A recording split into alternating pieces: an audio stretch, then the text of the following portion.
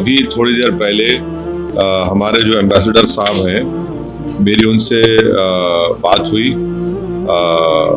और वो मुझे ये बताए कि एम्बेसडर सोहेल एजाज खान साहब मुझे अभी बात की है। मैं उनसे बात किया, वो बताए कि वो खुद मदीने में हैं और पूरा कोऑर्डिनेट कर रहे मिनिस्टर अजहरुद्दीन साहब के साथ और हमारे एमएलए माजिद हुसैन वहाँ पर हैं उनके साथ, और वो सऊदी अथॉरिटीज से वो पूरा कोऑर्डिनेट करके कोऑपरेशन करके, और भी यहाँ के जो विक्टिम के फैमिलीज है वो अब दोपहर में पहुँचने वाले हैं मदीने को।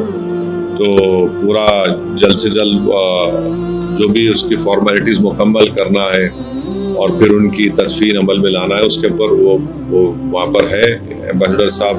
और उन्होंने कहा कि गवर्नमेंट ऑफ इंडिया से भी, पीएमओ से, फॉरेन सेक्रेटरी भी उनसे टच में है।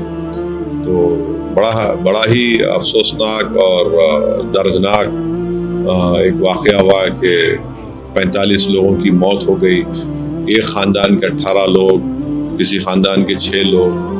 अल्लाह उनकी मग़फ़रत करे और अल्लाह उनके ख़ानदान वालों को सब्र दे। बड़ा ही दर्दनाक ये हादसा हुआ।